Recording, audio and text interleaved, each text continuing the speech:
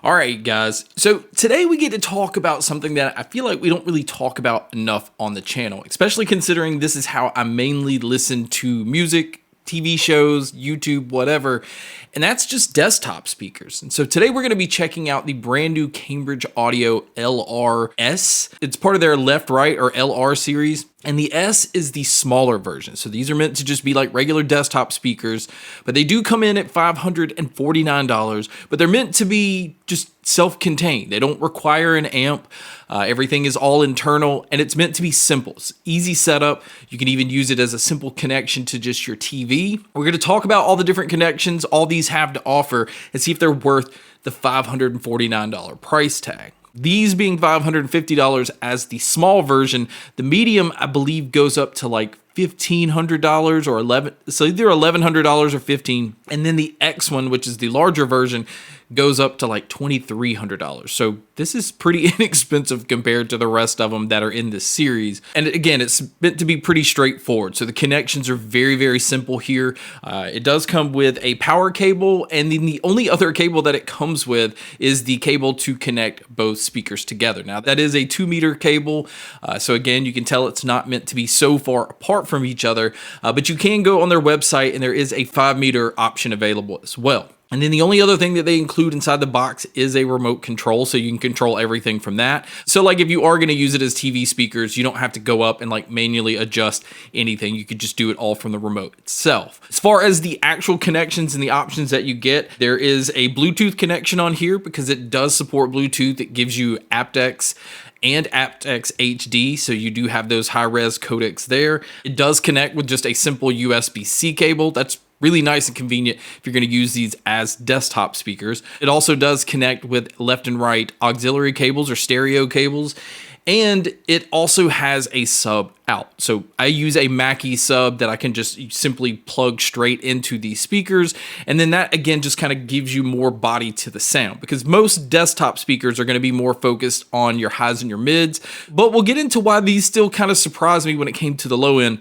once we get to the sound itself. So as far as the power, it is 100 watts total, so it's 50 watts per speaker.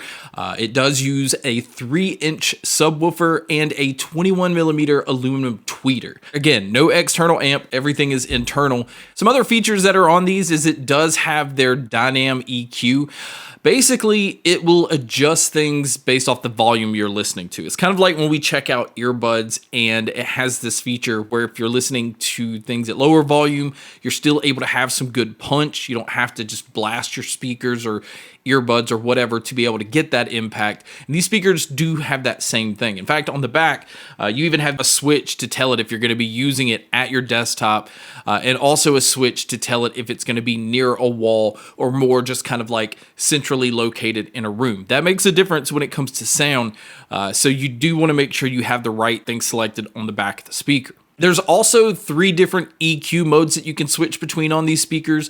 There is a normal mode, which pretty much just recommend leaving it on this for pretty much everything. But there's also a movie mode, and there's a voice mode. So the voice is going to push your mids a little bit more forward. The movie mode, I also felt like pushed the mids or the dialogue a little bit more forward, but it still like retained more of a body in the sound, where I feel like voice is just simply focusing in on voice. So I felt like that was better for podcasts. Movies were good for movies and games, but again, I just kind of left it on normal mode to pretty much cover everything. That was the best sound, and it's pretty universal across the board. And then when it comes to the frequency response on these, they go from 55 hertz to 24 kilohertz. And with that, let's just go ahead and jump into the sound.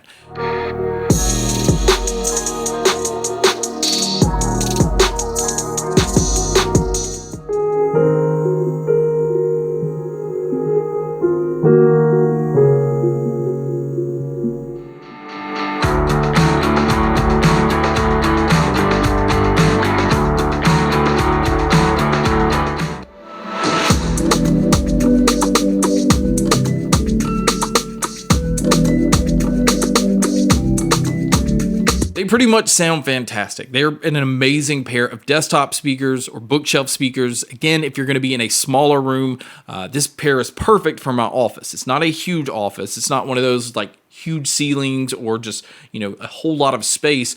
And these can definitely fill that space.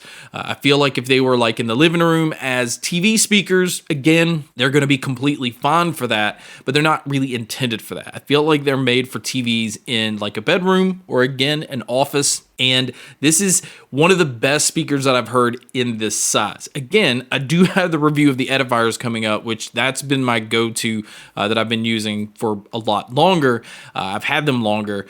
But Cambridge Audio just does what Cambridge Audio does. You can tell that you're getting like higher end sound quality.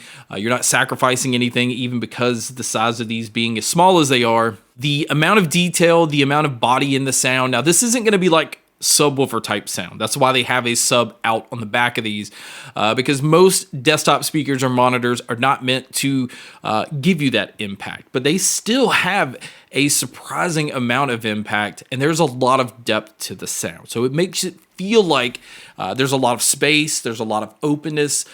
It's so amazing how you can pinpoint where different things are coming from. And overall, it just works great across all genres. But even again, when it comes to gaming or movies, it just has that theater-like sound. As long as you're not in an open theater style room, they're not going to feel something like that. But the amount of clarity and detail I was getting out of these are fantastic. I feel like you could definitely use these as studio monitors. The sound is going to be a little bit more colored than most studio monitors, just because it's meant to listen to things like enjoyably. So you get a little bit more of a colored sound than you do a pair of studio monitors. But these can be used either way. I think they sound incredible.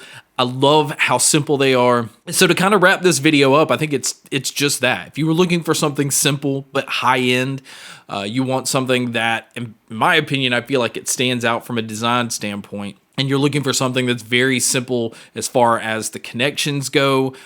There's not a whole lot of clutter like there are with some other speakers. You don't have to have an amp because it's already built in.